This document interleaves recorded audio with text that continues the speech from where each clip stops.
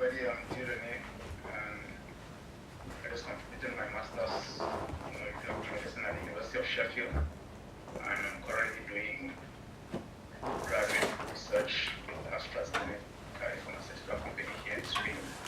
And I'm planning on aspiring to do a PhD for, considering the fact that I myself am also an aspirant. And I was informed by hearing that secondary school students and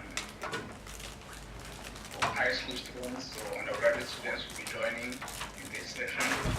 So I'll mostly be targeting them. And I'll basically be sharing my experiences so far. So it's going to be brought to non-specific spectrum of what I've been doing as far as research is concerned and part of my career as a scientist. So the first thing when you aspire to do a PhD is to determine the motivation. What's the motivating factor? Is it because you want to get a PhD title, or because the society respects people with a PhD? From my perspective, I think my motivation will be to contribute to change, to knowledge, to research and innovation, and to inspire others. And in order to achieve that, we need some effort. It's not impossible. It's not something that is abstract, but we need to make a move. We need to take a step towards that goal. And just like the first presenter talked about rabbits being so inspiring and so nice, coincidentally, I also had a rabbit and some carrots. It could also be a source of inspiration. So what I want all those, or the younger ones aspiring, or maybe thinking of a PhD career, or maybe aspiring to do a PhD, is that PhD is attainable, but it's not given. You need to achieve it. And just like Julia said, having a PhD is not the end, it's just the beginning. For me, my journey towards getting a PhD has not been very smooth, as you can see on the picture. It's been characterized by ups and downs, but then all we need to do is to focus. So a little bit on my background. This is not supposed to be a CV, but it's just supposed to highlight some of the things I've done in the past. I had my bachelor in medical laboratory science in 2010 in Cameroon, where I come from. And in 2011, I did a short program in project planning, management and evaluation. And then I had the opportunity to work with the tuberculosis regional reference laboratory in one of the regions in Cameroon in 2012. 2013, I moved over to the National Public Health Laboratory, where I worked as a scientist and project monitor on tuberculosis projects. In 2015, I had a Commonwealth scholarship, which permitted me to do my MSc in molecular medicine and specializing in cancer option. And presently, as I said, graduate researcher. And in 2017, the journey will continue.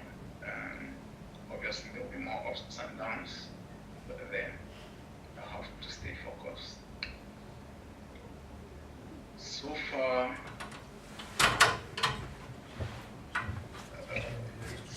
one of the things with research is that you have to publish like what you do.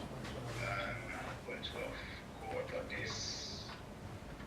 I happen to have been a co-author of this study, which we did in 2015. Basically, it's based on this equipment that was developed by a Japanese company. And it's supposed to be used in diagnosing tuberculosis, and it's supposed to have a better performance than existing molecular techniques, as well as microscopy. So what we had to do was simply to recruit patients,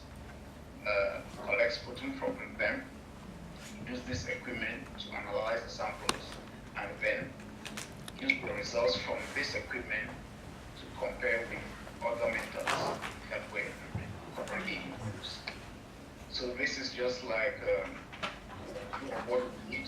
We collected the samples from the patients in hospitals, hospital samples, and then we extracted DNA from it, and then we analyzed the samples, and then it gave us some sort of a readout, which you could see visually at the level of detection. So this is already, we completed this study before I move over to the UK and continue with the write-up, and it's already due to be published. So it's something that is possible. It's possible to do sciences, it's possible to engage in research, it's possible to also share the work you do in research with others through publications. So what we did was we analyzed the samples with the equipment, and then we compared it with the gold standard, which is like the main, the ACE detection technique for tuberculosis. And then we also compared it with a molecular technique, and then we also compared it with microscopy. So that was it for that study. And I'll be sharing the results when the paper is published. And then for my MSc, I was interested in cancer because it's a huge problem back home that is not currently being addressed, because all focus is on tropical diseases. But then there's a problem with targeting cancer, or with addressing the problem of cancer. And the problem is that current cancer treatments are like non-specific, and it has lots of side effects, one of which is hair loss, because the treatments are kind of toxic and it affects hair follicles. So people on such treatment always have like hair loss, and then for most women they tend to just shave because it's more convenient. And then there's also an issue of bone marrow suppression. The drugs are non-specific. It doesn't target just the cancer, but it also targets normal cells of the body.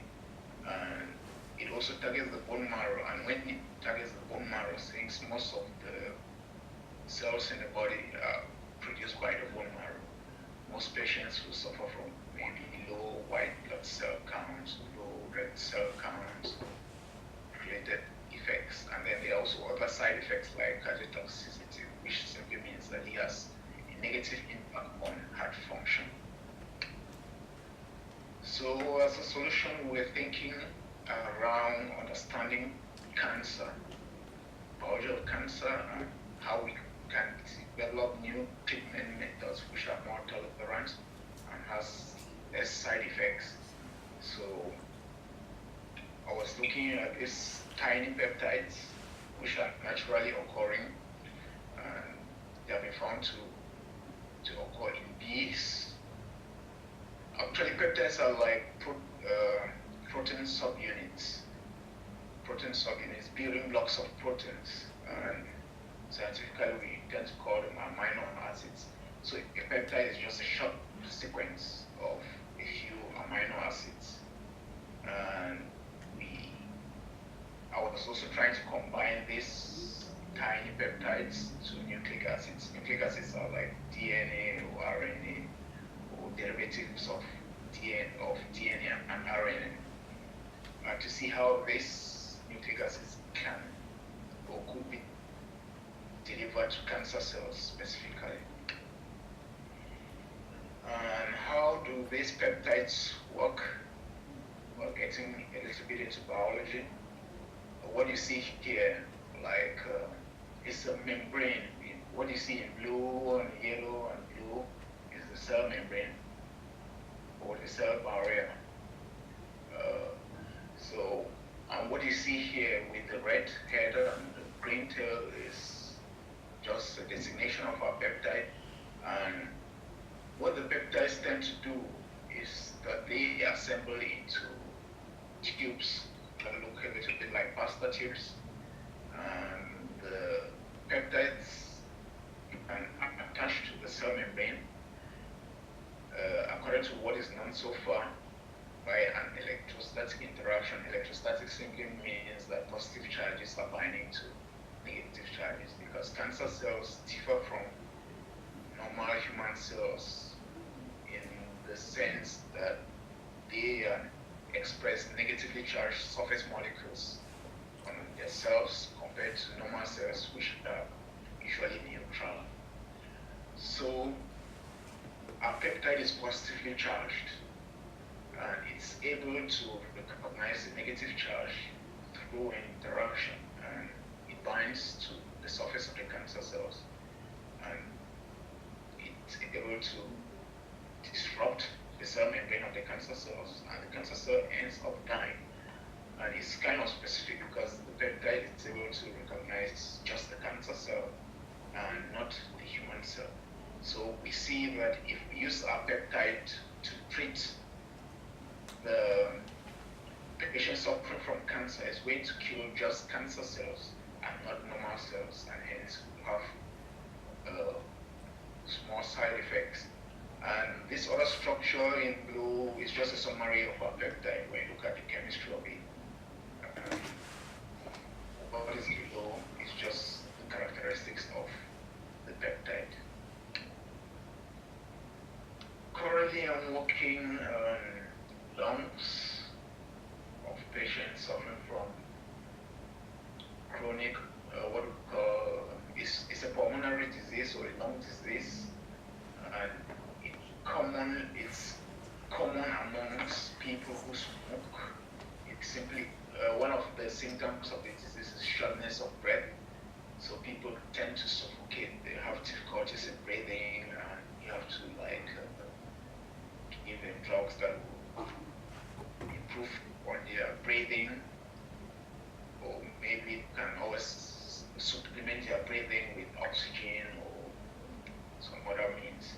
But then what I'm looking at are another group of tiny peptides which are produced by epithelial cells. Epithelial cells are simply cells that line the external surfaces of the body.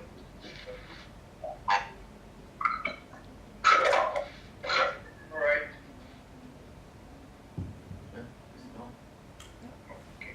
Epithelial cells line surfaces of the body like the skin,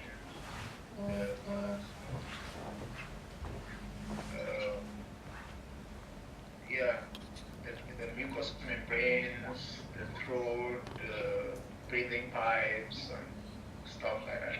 And it's kind of altered in patients suffering from pulmonary obstructive pulmonary disease. What I'm doing now is to study